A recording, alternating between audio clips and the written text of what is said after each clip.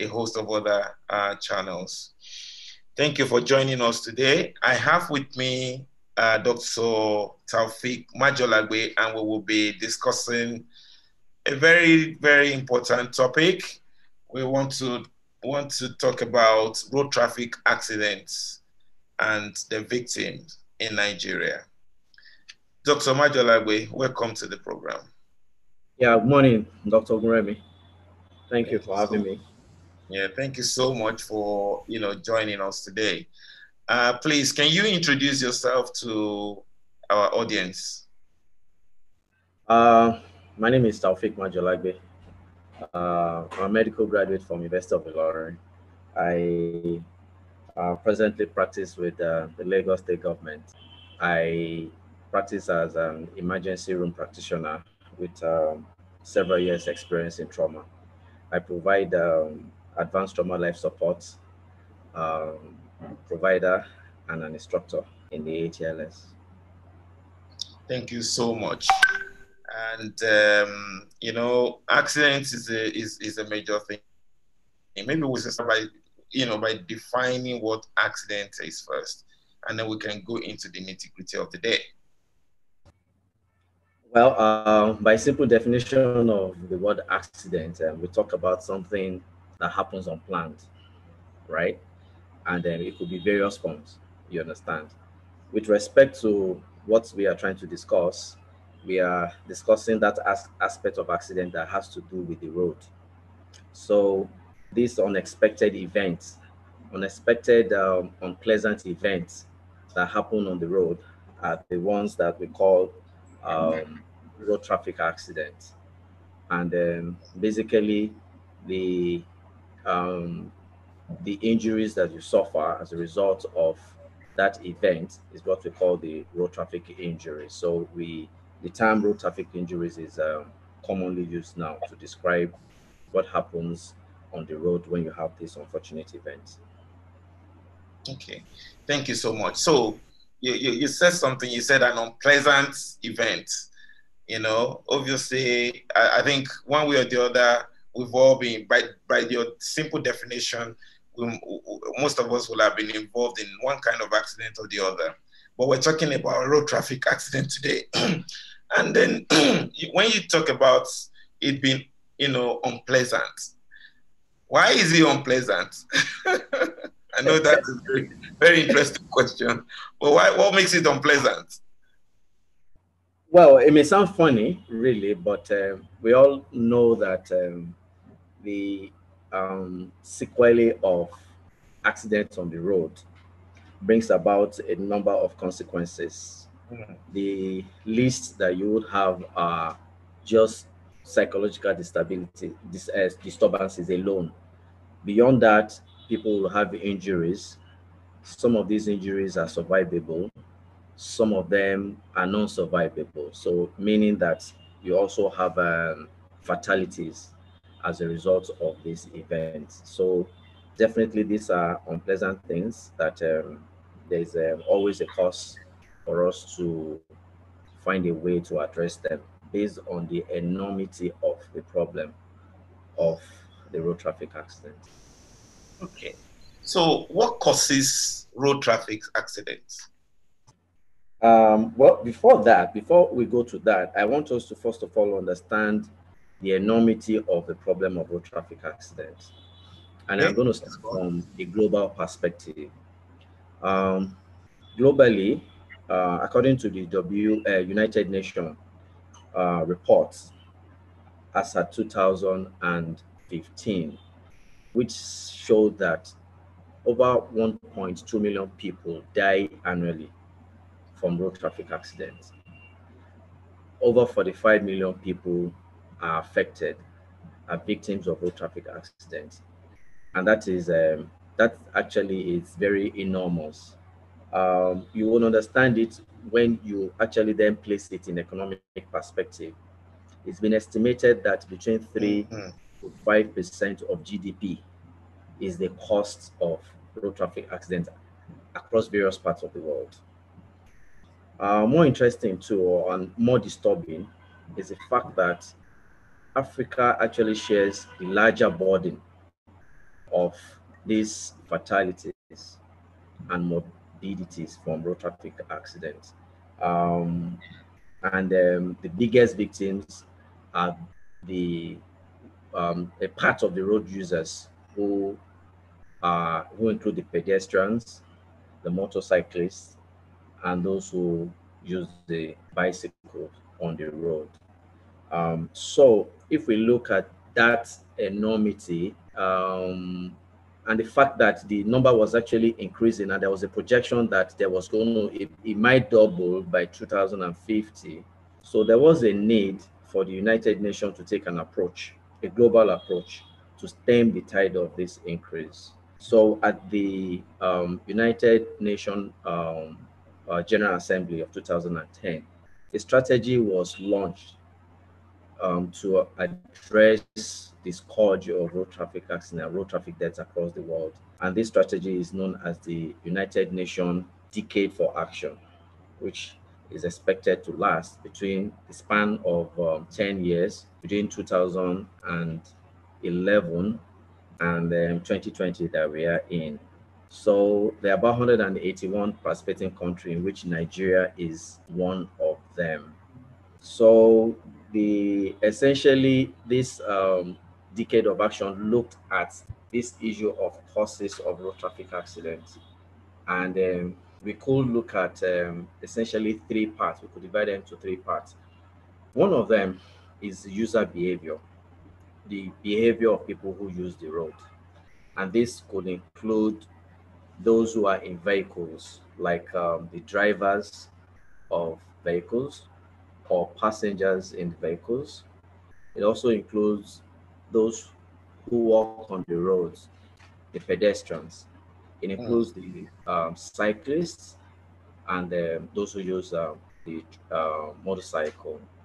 So the behavior of the people on the road is actually one of the things that lead to road traffic injuries. And it might interest us to know that indeed it actually shares a a larger percentage of the causes of the accidents on the road, the user behavior, be it, I mean, whichever category they find themselves.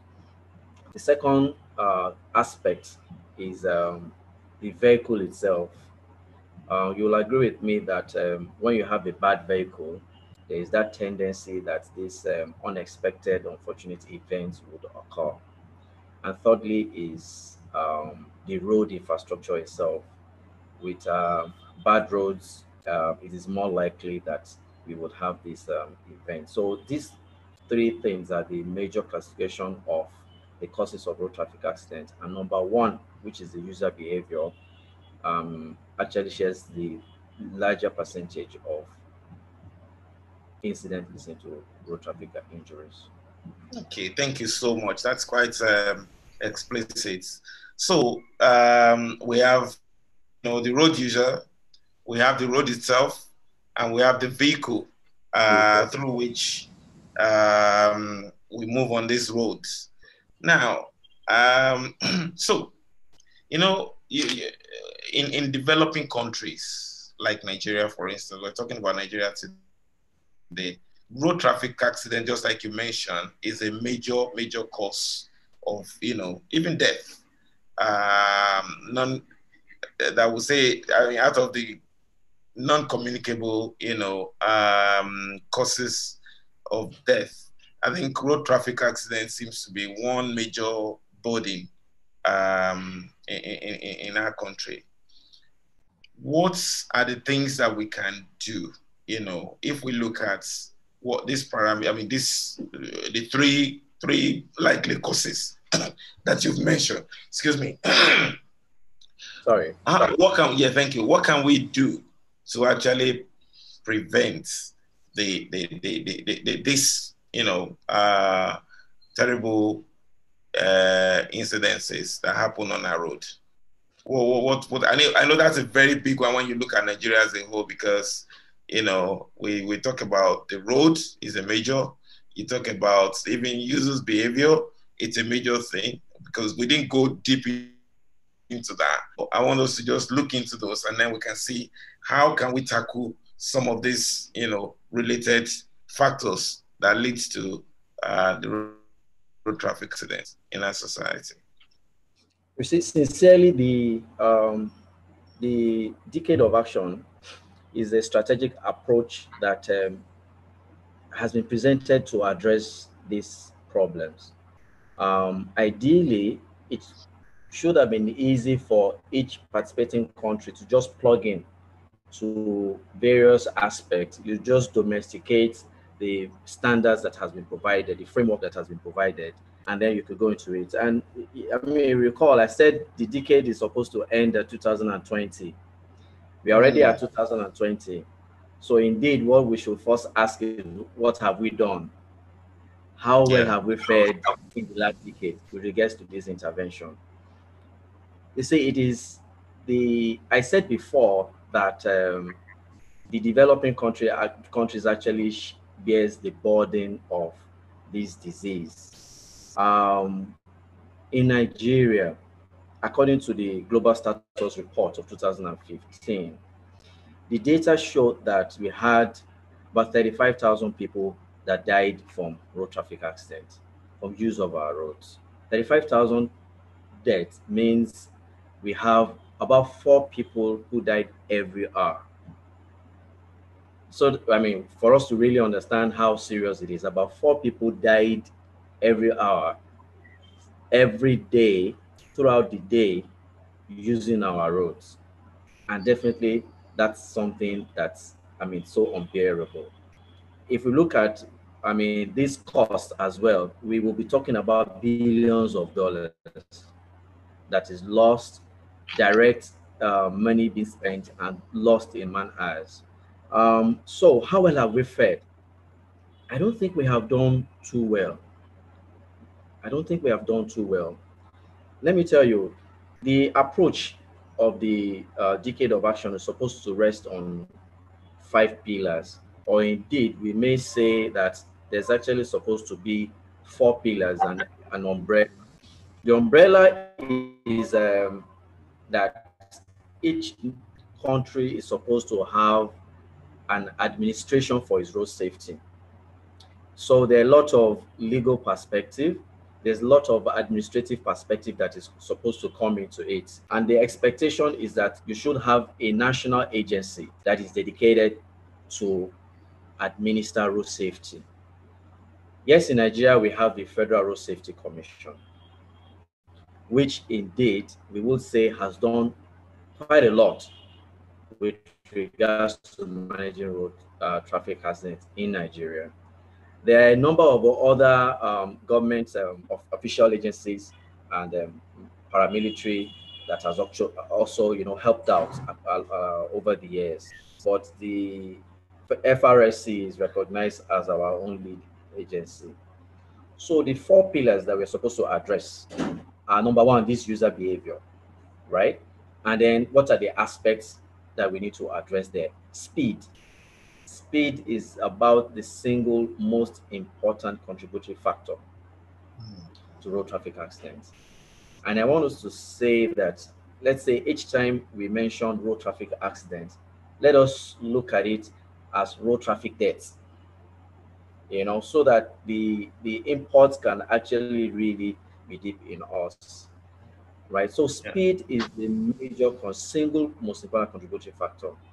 The other factors that you have are those of drunk driving, drug driving, intoxication, and other things like that. And perhaps users who also do not have the requisite knowledge to use the road. And apart from that, you also have, apart from the drivers, you look at the passengers, use of seat belts and other things like that, overloading, even pedestrian crossings.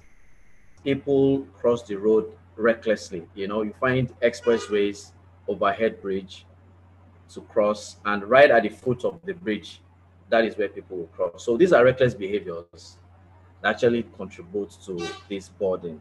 You get, so we have that. So the user behavior, a gamut of things involved there. The second thing is that we should have road vehicle standards, right?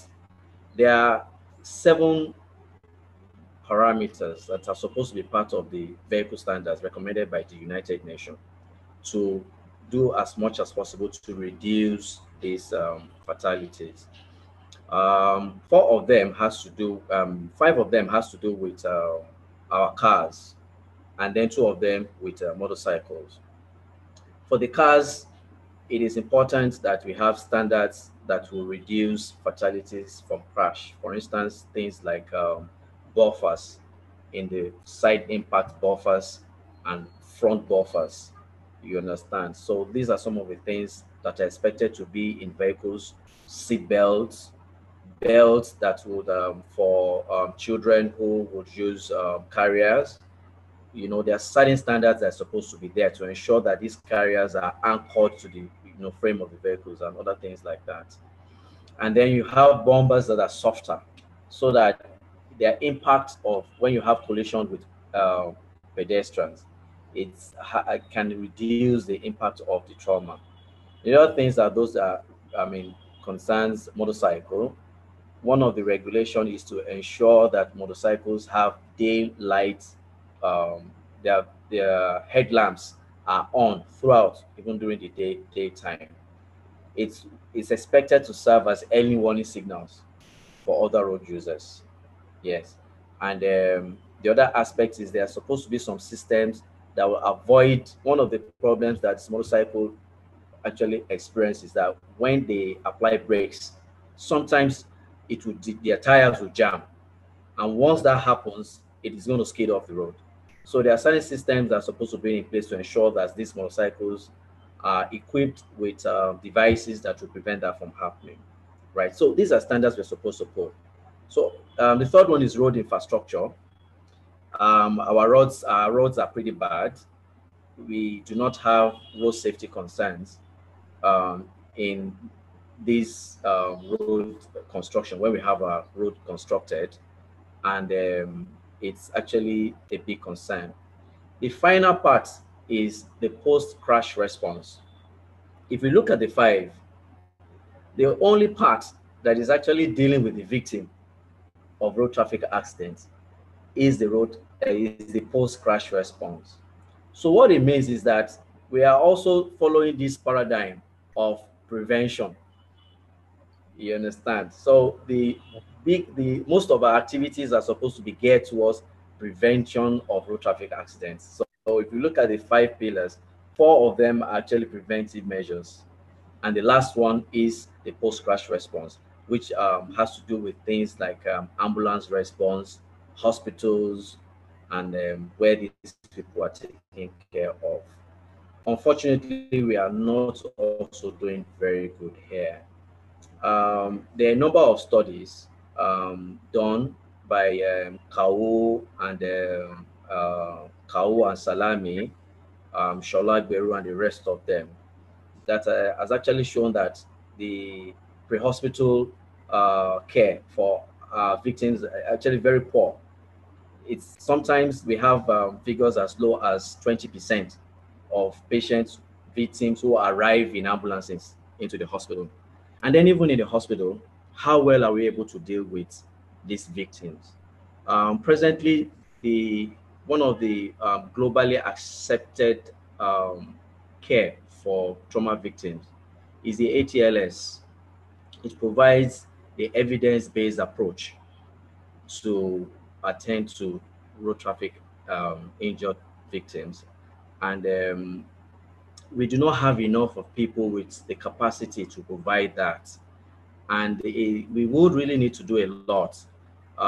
In Nigeria, we have the faculty, yeah, and a lot of things are being done. But at the moment, these things largely just rest on the personal effort of individuals who have the commitment to try and do something on their part. There's a need for the government to put in a lot more effort to support the faculty and the other strategies that are needed to reduce the road traffic, the death from road traffic accidents. So when we put all of this together, it is expected that we might then be able to meet up with the target. The target indeed was to halve the number of deaths from road traffic accidents by 2020. This is 2020. I can tell you that as at 2016, a document was produced by the Federal Road Safety to kind of domesticate the decade of action. And 2016 was already 6 years after the decade was launched. I am not sure, I'm not aware of the document being launched. I am not aware of a national policy with respect to the document. Secondly, as of 2017, I was part of a state committee with Lagos State Committee that was also put up to find a way to domesticate the contents of this document. And quite a lot has actually been done with regards to bringing up policies that will address various aspects of the problem at hand. But again, I'm also not aware that this document has become a policy of government, right? So there's a lot that we need to do, and we all really need to come together to get this, up and doing. If really we want to reduce these fatalities on our roads. Wow, thank you so much, Dr. Majolagbe. I think you've said quite a lot of things there, and as you kept, analyzing this thing, I just sat and I thought, look, I don't think we've gone anywhere in this country. I think you're trying to polish it. You're trying to make it sound sweet. There's only sweet about it at all. I think we're still in a hole that we're trying to find our way. And I can still see from what you've said, I can't see a clear future. But I pray and hope that we will be able to, one way or the other, find ourselves in that hole and start figuring out the way. Because you talked about an individual, you talk about the road, you talk about, as in the road itself, and you talk about the vehicle. And I try to look at these three aspects. And then we'll talk about the post, accidents, whatever measure we put in place. When you look at these four things, I think on a daily basis, people are dying crazily. Yesterday, I was driving, on one of our local roads. I'm in Kwara State as we speak, and I drove, for a function. On our way, I saw the road safety. There was a long queue, and then by the time we got there, I saw the road safety lifting somebody into the car. There was a truck that hit a biker who was carrying a lady. Eventually they already moved, so we didn't have the opportunity of waiting. But I could see the events or things that actually happened, the way patients were lifted, they were put in a truck on a very flat truck, and then they whisked the victim, and then off they go to only God knows where they were going. You understand? And then, when you look at things like that, and then even where they were picking these people, these victims, you can see the roads, terrible roads. Obviously, that was what led to maybe the truck was trying to sway and then hit this group of people. And then, as you're talking, I was now relating all this together as a nation. That was just one area. You can imagine how many areas in the country that such will be happening. So there is a lot that is at stake for us. At stake in the sense that, let me go back to that particular patient. This patient is being hit. The accident that had occurred, this patient had to be moved. A lot of people die during the process of moving them.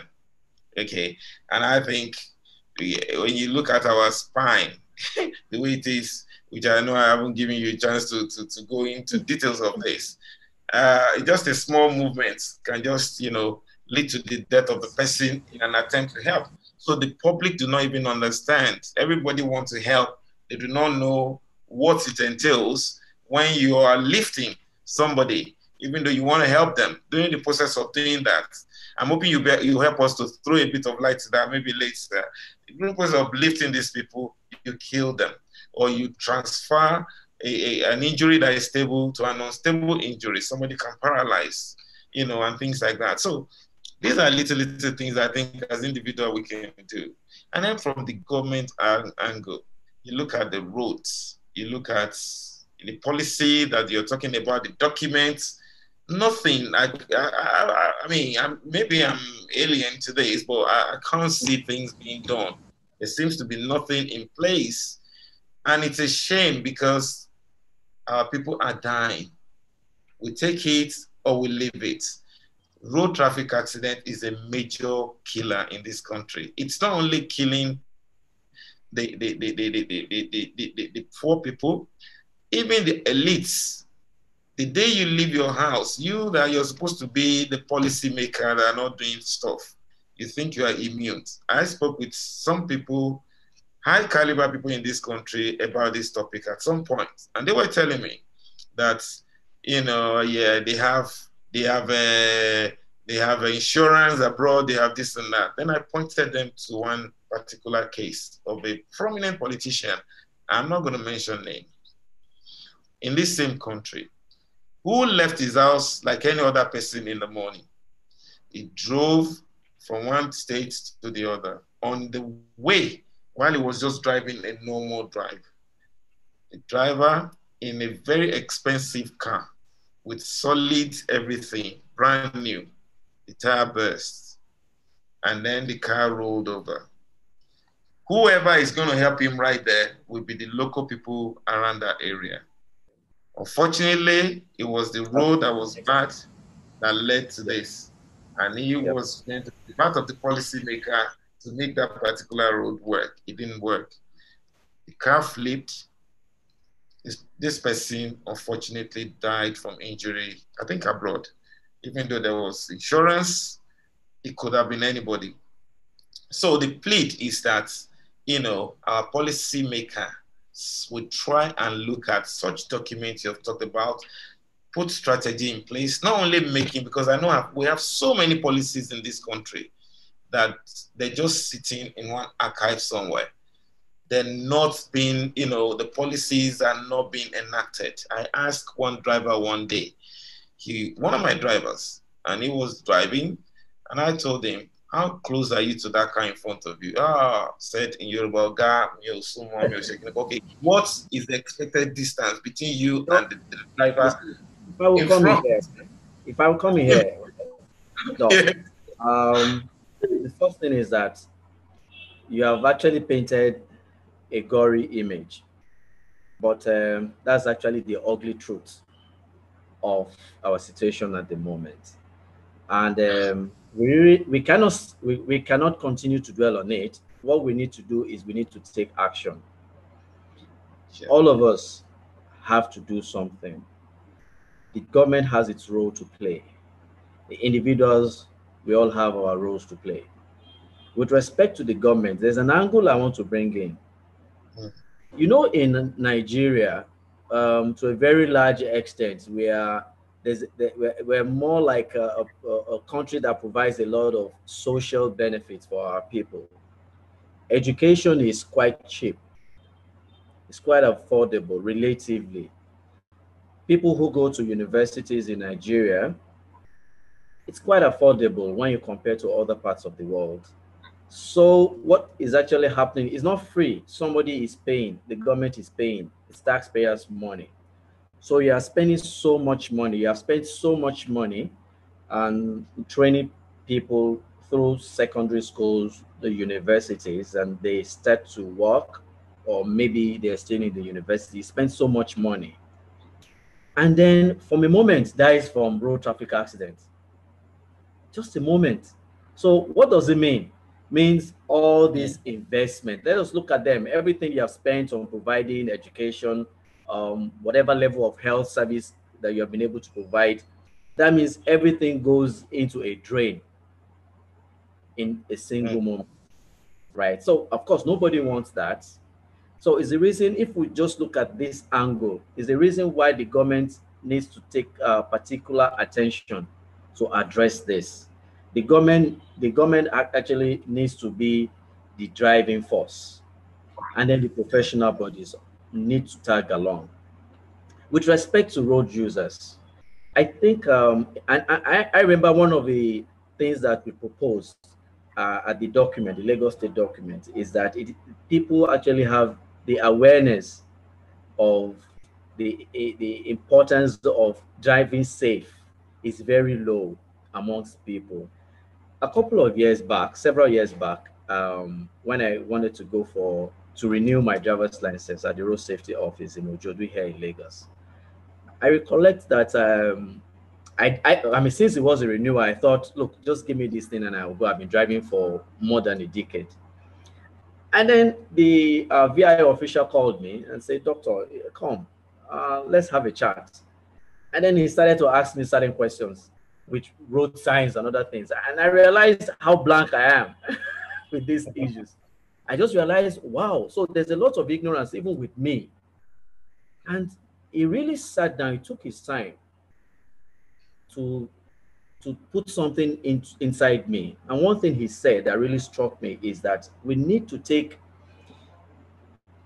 use of the road as a serious business, be it as a pedestrian, as a driver, a rider, or a passenger in a vehicle. We need to take it as a serious business. Each time we get behind the wheel, you need to have something at the back of your mind that this is a make or mass situation. Anything can happen, and it depends on what you do. So sometimes when you look at people who drive and use their phones, right? Some even text, on the phone, while driving. These are very dangerous things.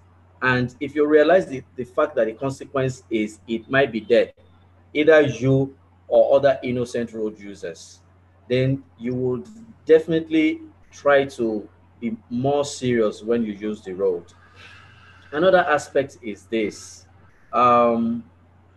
We need to put, even right from the primary school to secondary school level, this advocacy about road safety. The knowledge is quite poor. So if we can start it when they are in the formative years, it will go a long way for people to cultivate it as a culture, right? With regards to enforcement, we've had the road safety, we have LASMA, the police, and other agencies of government. Um, and I can tell you, Femi, nobody likes them on the road. Nobody likes to see them on the road. When I mean, it's an ugly, it's an ugly sight when it's almost impossible for federal road safety officials to impound, articulated vehicles that are, we know how often we have these vehicles damage the roads, accidents, and cause fatalities on the road. And for the road safety officials to impound them, sometimes it's a battle, it's a very, very tough battle. Remember some time ago when the VIO in Lagos were asked to be on the roads, a lot of people complained and said, oh no, what kind of government is this? This is wrong. Actually, it is right.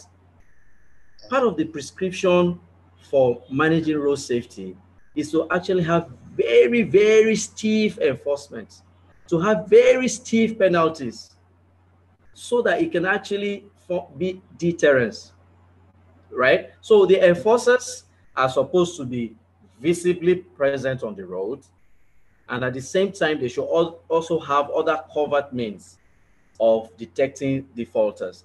The idea of making them visibly present is that a study has actually shown that when you are using the road, when you sight an official of government who is enforcing road safety, that sense of being safe tarries with you for a couple of hours, right? So, and this is something we need the government to also put in place in the minds of those enforcing these laws. It is not about catching defaulters. The objective is actually to prevent them from doing wrong. So sometimes when you see officials of government who hide in corners, sometimes they hide in corners. Somebody is trying to take one way, as we popularly call it, and they wait till you do so before they stop you. It's not it. It is not supposed, the purpose is not supposed, it's not for catching defaulters. The real Yeah. objective is to prevent these things from happening, right? So we all hands needs to be on deck. And the postcast response, let me try and draw a little bit into the postcast response. I talked about the ATLS, and I actually alluded to how poor our pre-hospital care is. Even when patients arrive at the hospitals, what facilities are available to take care of them? If we do not put these things in, then we would lose the battle. The post-crash response is supposed to be the last version of this fight. If we do not put these things in, so we need to arm the providers both with the skills and the equipment that they require to save these lives, right? Let me say something. Compared to other health interventions, the lag phase for your intervention in road safety is very short. This is what I mean.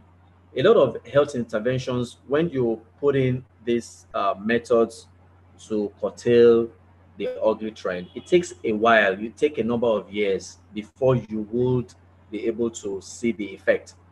But for road safety, it has a very short lag phase. For instance, if you put in an intervention like use of seat belts alone, within a span of a year, you will see it when you put up your statistics. When you deal with things like speed, right? Within a year, you will see it. So road safety is something that we can put in so much into, knowing that the reward, it is highly rewarding. You get so. And the second thing is that it's also it's a field in which single intervention actually has rippling effect.